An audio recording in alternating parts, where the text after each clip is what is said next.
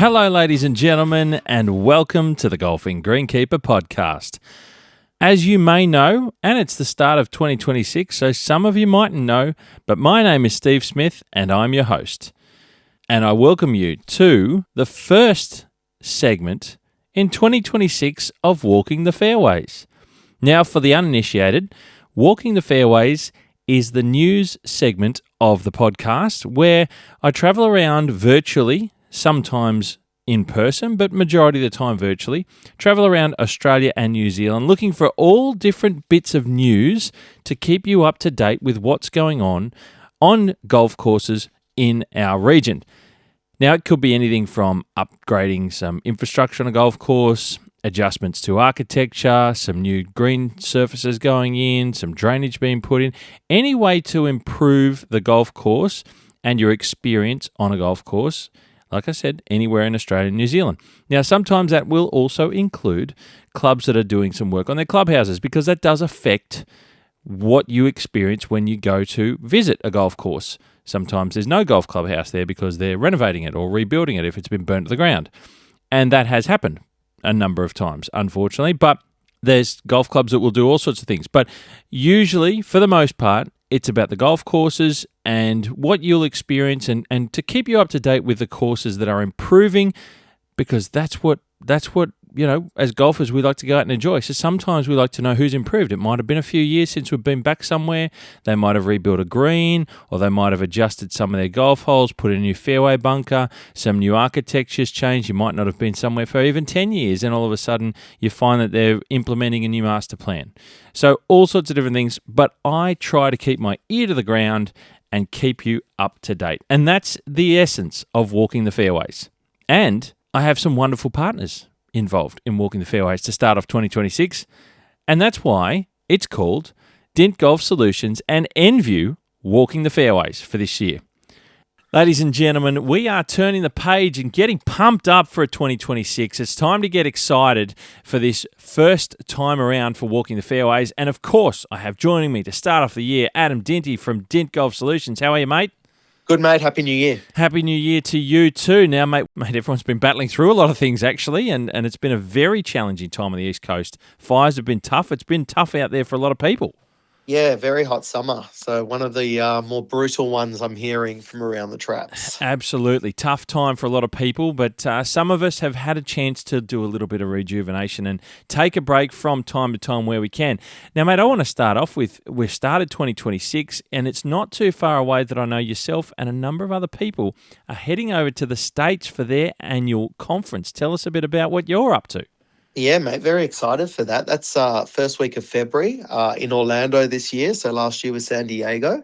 So I'll be heading over there with Jonna like we do each year, and it's great. I know a lot of the guys have it on their bucket list to do, and I'm not sure how many are going across this year. But as always, it's eye-opening. It's a really, really good experience and great to just see what the industry and the size of the industry over there in America. It's huge. They do it well, their annual turf conference over there, and lots of people from around the world often have, like you say, on their bucket list. And I know I've been speaking with a few people, and there are some that will be heading over there. So if anyone catches you and sees you walking around and being involved, mate, tap you on the shoulder and say, yeah, or send me a message before. We'll make a plan to catch up over there. It's great. So indeed, mate, very exciting on the horizon. That's in Feb, is that right?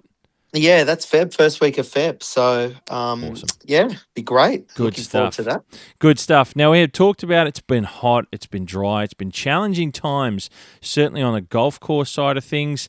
And Adam, look, you guys have this wonderful, tough, this lightweight hose that's a bit of a game changer in the Well, mate, that's actually world. Yeah, it's funny. It's tied in well because we picked this up at the San Diego conference last year. There you go. So these guys have been making hoses. It's a family business as well, like us. They've been making hoses in America for, I think, 40 or 50 years now. So they've been around a while. So they know it well. They know what they're doing. They know what they're doing, mate. That's for sure. And they've made these lightweight, we call them the featherweight hose. Yep. T-Rex, and we've had them out now. We got distribution of them last year in San Diego, bought them in, and the guys have been using them all summer, and the feedback's been outstanding. So they've been unreal. Just very the big plus is the weight. Yeah. So they're lightweight and they're strong. And that's it. And I know during times of this, it happens for me many years during my time working on golf courses that when you've been using your hoses a lot, they'll get cracks or they'll start to rub on areas and you'll get breaks and bits and pieces. And every now and then, people will be considering about getting a new hose. So what we want to say is that these are available in the options that are out there in the marketplace, and certainly give them a look, because Correct. you mentioned the lightweight side of things, lugging a 50-meter hose out and throwing it on the back of your car, mate. I can tell you, it's not 10 kilos. It certainly weighs a bit of. It's got a bit of weight to it with water in the hose as well. But these are only, I think, around 4.5 kilos. Is that right, Empty? Correct. Yeah, and they come in two sizes, so 3/4 inch 19 mil and 1 inch 25 mil. Perfect. So a lot of the guys who have the 3/4 inch fittings are loving that, because a lot of these hoses don't come with that size option. So Yep. we have all in stock, and it's really something. Once you try it, you can really see or notice the difference. But we have all the information on that. We put a lot of videos on social. I actually think when we were doing our story at the Australian Open last month in December, Richard had them out there at the Royal Melbourne. So they were working really well there. So they've been great. Fantastic. Now, you mentioned there, people can go to the website and have a look at all the details of the particular hoses here that we're talking about, the T-Rex featherweight, but also your whole catalogue is on the website, right? 100%, and website, Instagram, and Facebook if people still go on that. So either or, and mate, and look forward to updating you next month when we come back from the conference and tell you what we've found over there. I'm sure we'll find some more exciting stuff to bring back. Lots of new things on the horizon. Thanks, Adam. Appreciate you jumping on. Thanks, Steve. Appreciate it, mate. Now, it's time to mention the new partner for Walking the Fairways, and that is Enview, ladies and gentlemen. And Enview offers you science-based solutions and expert guidance to enhance your turf maintenance. With a focus on improved turf pest control, disease management, and weed control, Enview helps you achieve better, faster, and smoother results. As a trusted partner, Enview provides fungicides, herbicides, insecticides, and nematicides, supporting your pursuit of perfection in turf management, ensuring you stay informed and maintain healthy turf all year round for maximum playability. And I've got to say, it's truly fantastic to have such a global brand to partner with on the Golf and Greenkeeper podcast. And again, the one thing that I love about companies that I'm partnering with, and Enview is no different, and having spoken with them to get to a point where we're partnering together this year in 2026, the one thing I've learned is that they are here to support our industry, and that's what they do. And we're going to be able to talk about and showcase that throughout our partnership, and we're going to be bringing more to you. So stay tuned, ladies and gentlemen. Lots to come working with Enview, and I'm really excited to be doing so. Now, if you want to know more about Enview and what they offer by way of products to help you maintain and manage your turf surfaces, go and check out their website at enview.com.au. That's envu.com.au. And if you want to find out where you can buy their products through, you just go to the menu on the website, click at the top of the website on the menu tab, and it'll pop up with a number of options. Go to Turf and Ornamentals Management, and in there you can then click on where to buy, and it'll pop up with their distributors and who you can buy through. Very easy, very straightforward. I tell you what makes it even easier is in the show notes, you're just going to have to click on Enview and I'll send you straight to where to buy, and that's the best way. And then you can talk to the dealers that they have and find out the extensive range of their products and how they can assist you and support you in looking after your turf surfaces. That's it, ladies and gentlemen. Go and check them out, envu.com.au. Now, we wait no longer. I won't hold you up anymore. It's Walking the Fairways for the first time in 2026. This is episode number 163.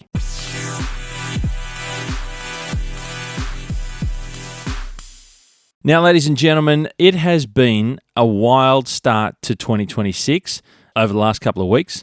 We're going straight into Queensland. And in Queensland, just this past 5 days or 6 days it's been, Category 1 cyclone Koji crossed the coast in North Queensland between Ayr and Bowen.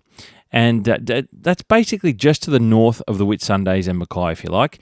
Now, it was a Category 1, so whilst it was not exactly a super strong cyclone, tropical cyclone, it was still quite windy as they tend to be. So I think that's upwards of 85 kilometres an hour is the lowest end of sustained winds at a cyclone to reach Category 1. Officially, I'm pretty sure that's where it's at.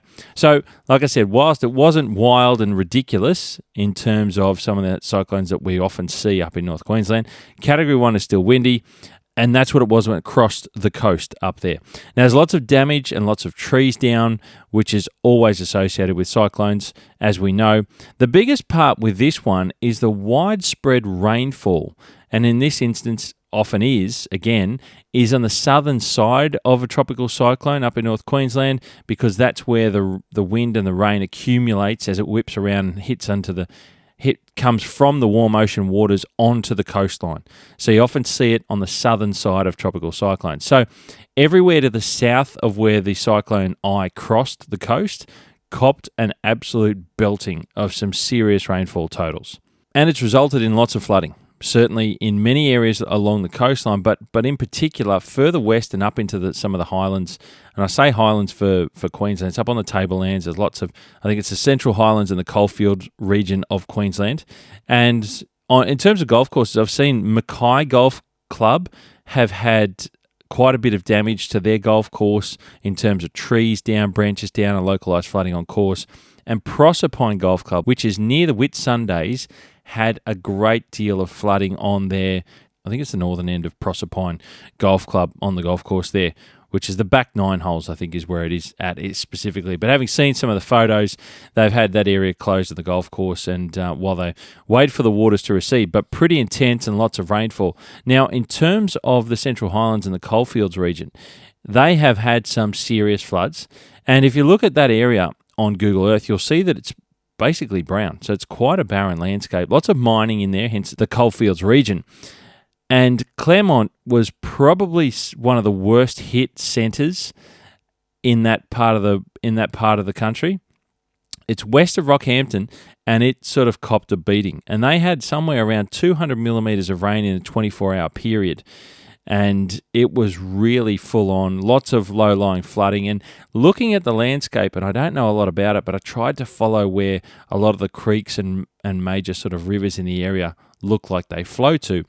And doesn't really look like it goes very anywhere in particular. Unlike the Channel Country, which is down the southwestern corner and the far western parts of Queensland and along the coast below the ranges, it's sort of, like I said, it's a bit more of a tableland type thing, and it just sort of hangs around. I don't know how quickly it will dissipate and move away. So very, very difficult time and widespread flooding up there. Lots of areas have seen some serious rainfall, and I'm talking mega stuff, where areas to the west of Mackay, up in some of the mountainous areas and the national park regions where not a lot of people live, but there are properties up in that way as well. Some of those areas received rainfall totals as high as 600 millimetres in 24 hours as part of this system. Devastating to say the least, and along with many of the townships and families, there will be plenty of golf courses that will be needing to be cleaned up with these floodwaters once they've receded. To everyone out there, stay safe, of course, and if it's flooded, forget it, as they say. You very much need to be careful in floodwaters. But challenging times ahead for central parts of Queensland. Now, it's been announced as we move down into Brisbane, it's been announced just this week that in May this year, Victoria Park in Brisbane will close for good. Now, Victoria Park, of what's left of essentially the golf precinct and public park space that Victoria Park is, just to the north of the Brisbane city centre itself. They've got a driving range there and there's surrounding parklands and area. That's all going to close down for good, and it will make way for the building of the new Olympic Stadium in Brisbane for the 2032 Olympic Games. This comes on the back of the 90-year-old Victoria Park golf course being closed down back in 2021 that was converted into a 45-hectare park. Now, it's all going by the wayside as they build this new stadium for the Olympics, so it's a big deal for them. I think it's a 63,000-seat stadium, so it's not tiny. Understandably, it's large enough for the Olympics. Now, you may recall, you've probably heard in the news and you've probably read in the newspapers, it was going to be built initially, then it wasn't going to be built. They pulled it off the table and they said, no, we're not going to do it. We're going to revamp the Gabba and so on and so on. And then now it's back on the table, and this time they've announced that it's going to be at Victoria Park. So that's all going to be gone, and it's going to be completely rebuilt, and it will have a giant stadium in the middle of it now. Interesting times ahead. Look, they've eventually worked out what they're going to do. No one really did know which way it was going to go. And it's good to see that there's a bit of certainty in one respect. But one thing we know now is that there will be no public golf offering of any type out in open space close to the city centre of Brisbane, like that which is afforded to the people of Sydney at Moore Park, to the people of Melbourne at Albert Park, and also to the people of Adelaide with the North Adelaide Parkland. So those three cities, and it did include Brisbane previously, all have public golf offerings that are genuine public golf courses owned by the people, for the people, and managed by the public bodies. And they've got golf courses, full-size 18-hole golf courses, each of them at the moment as it stands, in Sydney, Melbourne and Adelaide. And Sydney's obviously got the Moore Park driving range. But they're going to be advancing that in Adelaide, as I articulated at the end of last year with the Walking the Fairway segment, talking about what they were going to be doing there at the North Adelaide Parklands for golf, getting ready for live. But unfortunately in Brisbane, they've gone the other way. They first got rid of the 18-hole golf course, which is 90 years old, like I mentioned, in 2021, and they just kept the driving range and kept it as revamped as an open parkland, but now it's all gone. So May this year, all done and dusted, you will not see public golf available in the middle of Brisbane, very close to Brisbane city centre. So that's a bit of a shame. The new golf course that they built, of course, is further out at Minnipi, the Minnipi Public Golf Course, which is a nice golf course in itself, but it's not near the centre of the city of Brisbane. So a few things have changed in Brisbane, and golf will no longer be there in the middle of town. Now we're going to move, ladies and gentlemen, from Brisbane. We're going just a little bit further north to Gladstone. And Gladstone is about nearly 6 hours drive north of Brisbane. And Gladstone has a new golf course project that's been talked about for a little while. It's called the Bylea Waters Golf Project, and it's moving ever closer to fruition, coming to real life. This is a brand new 18-hole Richard Chamberlain golf course design and is part of a land swap deal that's happening with Gladstone Golf Club, which is part of the larger Uralla Sports Club.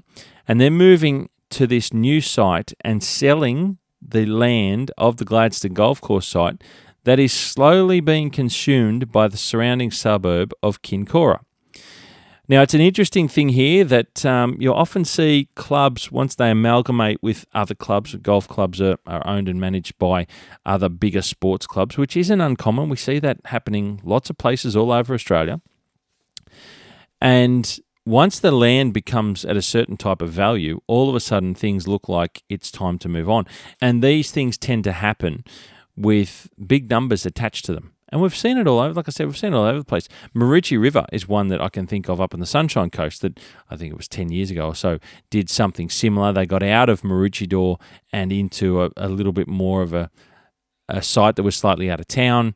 We see it, things changing. Take PK down in the Melbourne Sandbelt, Peninsula Kingswood, where they sold off the Kingswood site to a development. And they merged the two clubs to take on just the one site, and then they were able to spend the money that was got from the sale of their land that was worth a lot of money now to reinvest in the golf course. So what's happening here at Gladstone is that the Uralla Sports Club is looking to sell off the land that's valuable now in the middle of Gladstone and get a brand new site just out of town. Now, the Bylea Waters Golf Project is located at Bylea Waters. Now, the particular site itself is on the way into Gladstone from Brisbane, so it's on the south side of town, and it's wedged between the Dawson Highway on the east of the site and the Clyde Creek on the west of the site. Now, overall, with the golf course, the clubhouse, it's going to be a mini golf course, it's going to be a caravan park, glamping tents, nature trails. This is a big deal. It's a big development, and it's a multi-use site. It's not just about golf. They've thought about this one, and it's a $60 million exercise. That's how big the project is. This is a big deal in a regional town of Gladstone, and they're looking to put themselves on the map as a bit of a destination here. So it's not going to be a fleeting idea. This is a big investment, and Uralla Sports Club and obviously Gladstone Golf Club are looking to put a real stamp on it. Now, Richard Chamberlain's done the design, and when I spoke with him on the design brief early last year in 2025, he touched on this idea as well of working with Gladstone for a project that might happen in the future. And this is it. So I've had a look at the design. It's an interesting design. It's around some wetlands, hence the name, the Bylew Waters Golf Project. So it's around some wetlands. It's integrated. It'll be a nature type reserve golf course resort type thing, and it looks fantastic. So going to be some interesting things I've seen on the master plan. I'll try and put some images up if I can get some reasonable ones to put up there on my socials as well. There's a majority of the holes seem to be running sort of that north-south, so you don't have to worry about the sun in your eyes playing east or west, but there's certainly a few shorter holes and things like that do play east-west a little bit to mix it up, of course. So something interesting, a very, very big project in $60 million, and it will be an interesting one to follow. But it's getting close. The announcements are talking about things nearly coming through with all the approvals in place. So we'll keep an eye on this one, and it will be one to follow, and I will absolutely keep you informed. Now, this time we go next. We're jumping across the Tasman, and we're going into New Zealand. And there's some news coming out of a brand new short course known as Gibbston Valley Golf Course that is soon to open in March. Now, it's located about 25 minutes drive east of Queenstown on the South Island of New Zealand, and it's been designed by Greg Turner. Now, you might know the name Greg Turner because he's the man who designed Jack's Point, which is obviously a famous and very well-known golf course on the South Island, also in Queenstown. And like I mentioned, this is set to open in March. Now, it's a short course. It's a 9-hole course. It's a 9-hole short course, and it comprises 5 short par 4s and 4 par 3s in its routing. Now, it looks pretty wild, I've got to be honest with you. And there's some interesting things in the design. Now, a little bit like Jack's Point that I've seen uses some rock features and some of the natural stone in the area in the routing. I've not been there, so I don't know, but from some of the things that I've seen in photographs, this course at Gibbston Valley Golf Course has no bunkers as hazards. Something a little bit different, but Greg Turner has used some of the natural rock formations and also some of the historic mine tailings that are left over from the gold rush days.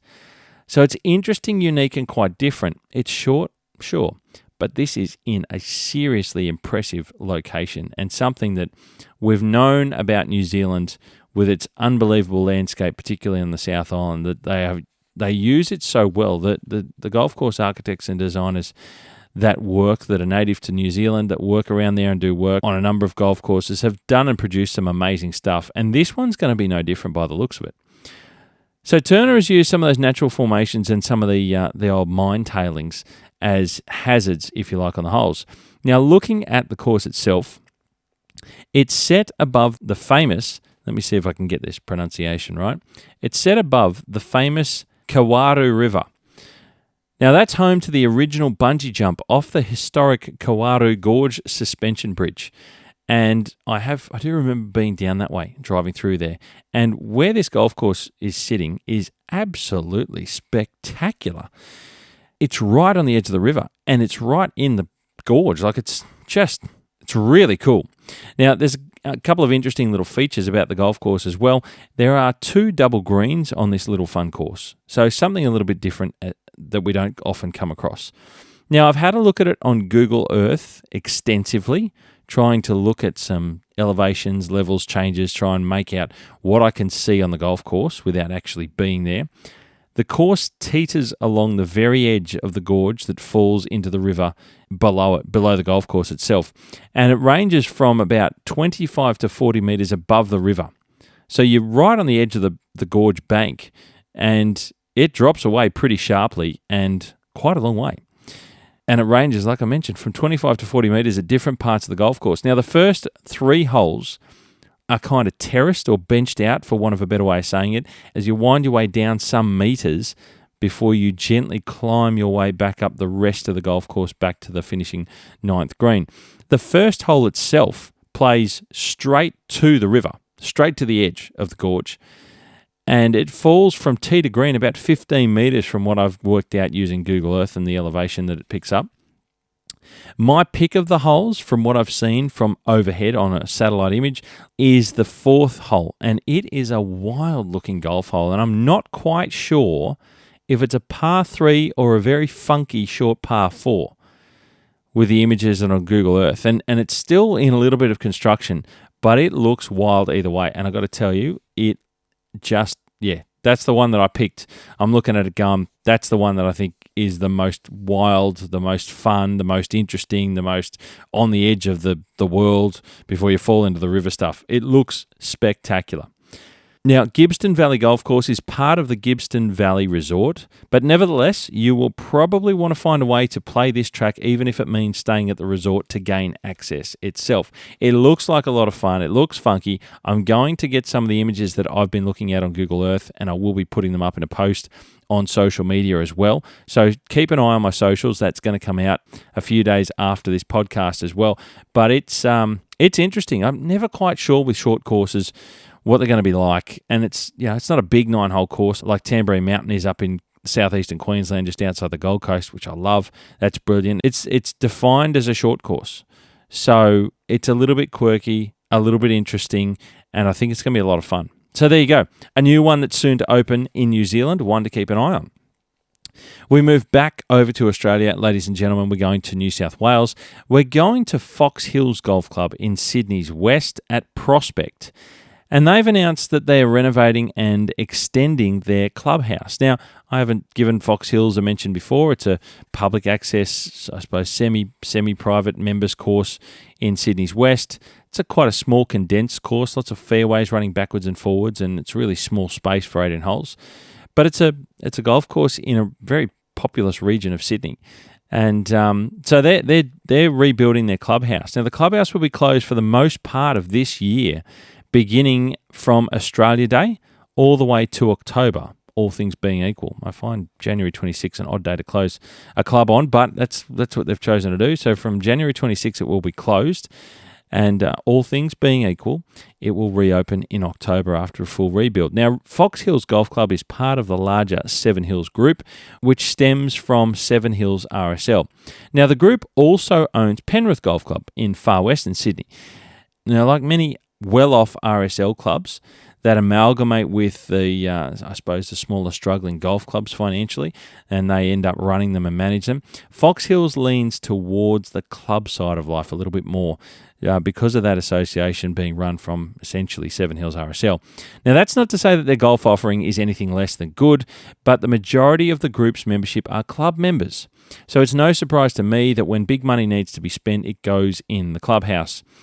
And to be fair, from memory, the clubhouse was in need of a bit of a major renovation. It was getting pretty old and pretty tired. So it will be a good boost for everyone who visits Fox Hills, whether it be to enjoy the clubhouse facilities only or to enjoy the clubhouse before and after a round of golf. So there's something going if you are in the western part, the western suburbs of Sydney, in and around Seven Hills, Blacktown, Minchinbury and all that.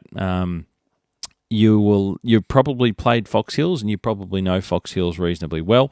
So there you go. The clubhouse is being rebuilt and it will be a nice big shiny new building when it's all done and dusted. Well done to Fox Hills. Now we go to South Australia and we're heading into Flagstaff Hill Golf Club. Now Flagstaff Hill is about 35 minutes drive south of Adelaide City. It's up in the hinterland as you climb up on the ridge outside Adelaide, in the Adelaide Hills if you like. Now they've just received a new addition to their fleet by way of a brand new utility vehicle. 'Tis the season by the looks to get a new utility vehicle if you're in the golf course space. And it's a great thing for Flagstaff Hill because they keep moving forward to improve their golf course and investing, and I keep talking about it, investing in your machinery is investing in your golf course. And a utility vehicle is an extremely important part, albeit often overlooked, piece of machinery at a golf course. So good things happening at Flagstaff Hill, and they're investing in the machinery on course, and they'll keep moving forward to improve their golf course and improve the offering to players who frequent the membership, who frequent the course, and of course visitors as well. Now we're going to bounce to Victoria, ladies and gentlemen, and there's been devastating fires, bushfires, as you may well have heard, through parts of Victoria, particularly north of Melbourne, with the deadly Longwood fire as it's known. Now it's burnt through some 400,000 hectares of land. That's nearly 1 million acres. It's a big area that this fire has burnt through, and by reports that I've seen, it started from sparks coming from a trailer, is the reports that I've seen. So something rather innocuous, if you like, but in extremely hot, dry, windy conditions, anything that will literally spark a fire can just take off and ravage places so terribly. So this fire is between Seymour and Lake Eildon to the north of Melbourne. It's about an hour and a half drive north of Melbourne, if you like. Now, for those of you that know the Aussie movie The Castle, it's also burning near Bonnie Doon, which is to the northwest of Lake Eildon. Looking at it on a map, I thought that was a little tidbit worth knowing. So I'm not from Victoria, and I remember seeing Bonnie Doon going, that's where they talk about it in the movie. Now, on the golf course front, this fire has burnt right up to the well-known Cathedral Lodge golf course, right up to the edges of the fairways. Now, there's reports that fire has burnt parts of the rough along the 16th, 17th and 18th holes, and it's also burned along the driveway there, the entrance to the golf club. It's also taken with it a number of trees. So there's been some damage there, nothing dramatically major. No infrastructure or buildings have been damaged by all accounts. And look, scary times. And there's, like I mentioned, it's been deadly fires. There's been lives lost through this tragedy, through this tragic fire, and countless buildings and homes lost. Unless you've been through them, you just can't quite comprehend what they're like, how fast they move. It's unpredictable for the most part, but it's seriously fast. And a lot of this area, from what I've seen, a lot of it's grass fires through farmland.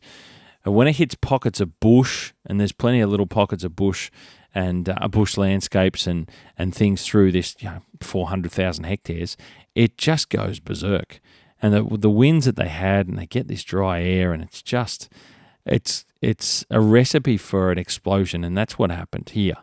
And like I said, it's absolutely devastating to so many places. Now, the rest of the property at Cathedral seems to have so far have been untouched, and we hope it doesn't get any worse. We hope that there's no more damage in the area. Not too far away at the township of Alexandria, there's a golf course there called Alexandria Golf Club, and that's just to the east of Cathedral. And they have sustained some damage on their golf course, and the club is still at the moment assessing the extent at which they've received that damage. So fires have gone through that region as well. It's on the northern ends of the township of Alexandria, and again, near the farmlands, near the bushlands, and the speed at which fires move. You just, in some instances, you can't stop it. It's terrible. You just got to try and save whatever you can. But this has been, I've been watching it unfold, and it's just horrific. It's an extremely difficult time for people living in that area. Now, the things that I've talked about here at Cathedral and Alexandria, look, they're all relatively small compared to the rest of the devastation in the region. But it's a reminder that in these seriously hot, dry conditions, bushfires in Australia can be easily and devastatingly tragic. So stay safe out there. For any of you, you might have family or friends in the region as well. So I wish that those in the area and those that you may know in the area are safe. And we can only hope that the conditions change. They look like they're going to be changing here in Sydney and the East Coast up here in New South Wales. But whether it will be enough to turn for central parts of Victoria, we can only hope that you get some rain in that region to really do something significant and put these fires out. We wish everyone well who may be helping and assisting, and certainly stay safe to everyone and anyone in that region. We go from Victoria and the difficult times through Victoria. We're going to go down to Tasmania, ladies and gentlemen, and there's more news coming out of Arm End. Now, Arm End is a golf course that's been talked about for quite some time, and it's had the most difficult time trying to get itself going, and the project can't start without water. So There's been some significant movements in the back half of 2025 when it comes to water infrastructure and getting it to the Arm End Golf Course site, which is at the end of South Arm, hence the name, hence the name Arm End. Now, they've recently posted on social media that construction of the golf course is finally set to begin this year in 2026. Now, some of you are probably saying, Steve, we've heard it all before, and yes, you have, but also we've never been at a point before where the water infrastructure and the pipeline from the treatment plant that is on the western side of the River Derwent, it's been laid underneath on the seafloor, and it's come across into Opossum Bay, and it's now being put in the ground all the way and working its way up to Arm End to the golf course site. It's all happening. It's all happening, and it's really, really going well, albeit that it's taken so many years to get to this point. But this is the final piece of the puzzle. Getting that water up there will mean a great deal. So the water treatment plant is all moving forward in leaps and bounds. Now, there appears to have been a minor logo change to the Arm End Golf Course account on social media, particularly on Instagram, and that's something that's easily noticeable. So for those of you who follow it, or you haven't been to to their social media account for a while, go and have a look. It's a little change. So I'm watching on all these things and seeing what's happening. So there's some minor updates. Now, there's some minor updates going on, and on their Instagram account, they've also just released a video with a hole-by-hole drone flyover of the entire property. Now, this is really interesting and worth watching, and it gives you an idea of the space of the landscape and just the way the golf course is going to route around that site. It's really interesting. I was fortunate enough to be there last year and have a look at the golf course, and when I went down and visited 7 Mile Beach while it was still under construction in, I think it was April, and I had the fortune of going over to Arm End and being shown around the site, and it's something special. It really is. It's different.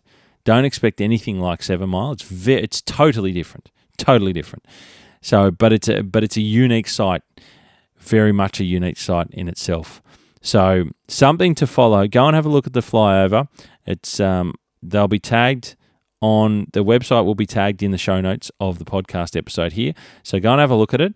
But it's one to get excited about as we move closer to construction beginning this year, as they've put it in 2026. Now, don't forget, this is an OCM design. There's a carrot enough to dangle in front of you that'll keep you interested, knowing that it's an OCM design for the golf course, and it's a really funky, cool, it's got some really quirks about it, but it's a really cool routing of the golf course. I can't wait to give you more information about this new course as time goes on and we move through the year, but needless to say, it's exciting that we're seeing some movement on their social media accounts. It keeps us interested and keeps us a little bit up to date with just how things are going. So I can tell you that these are the little bits that we're hearing about with the water that are going to make all the difference soon. So it's moving well, and it is still moving. Now we're going to close out this segment of Walking the Fairways, ladies and gentlemen. We get to superintendent appointments. Now, there's not as much extensive news as I would normally have for Walking the Fairways, but it is the start of January, so lots of things are laying low, and as you know, everyone's got to wind back up, and we'll be doing a few more things as we fire up into the back half of January. But superintendent appointments. Now, there's one piece of news that come out of New Zealand, and it's come from the Titirangi Golf Club, located in Auckland, about 20 minutes drive southwest of Auckland City Centre itself.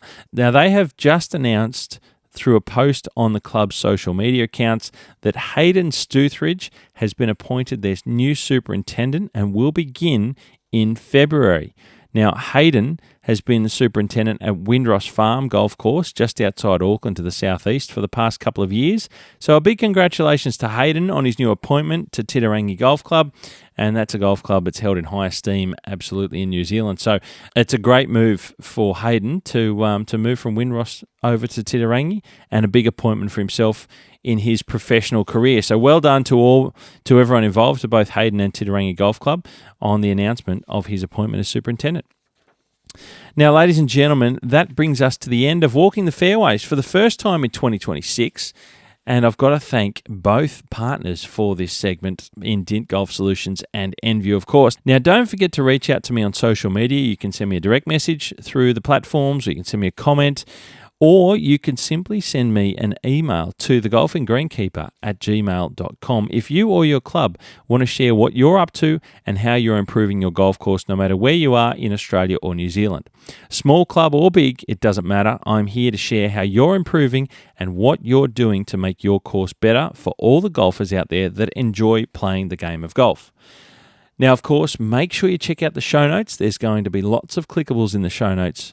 Once again, where I've done all the homework for you. So you can just simply click on things. And as I mentioned early on, and everything's done, it'll take you straight to the thing that you're looking at. If it's in particular a golf course, or if it's one of the partners in Dint Golf Solutions or Enview, I've got the links there. Just click and it'll take you straight there. Nothing could be more easy. A big thank you to partners Dint Golf Solutions and Enview. Now make sure you check out the website for Dint Golf Solutions and the products that they've got available at dint.com.au, and make sure you follow them on social media. You can find them on Facebook as well, and you find them on Instagram at dint.golf.solutions.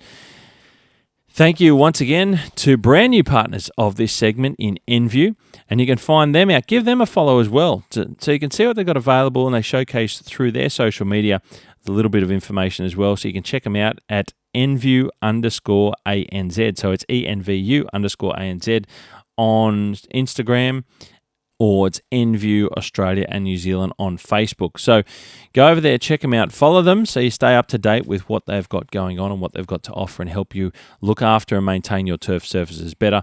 Make sure you check out Enview's website, as I mentioned, at envu.com.au to see what they've got across their product range.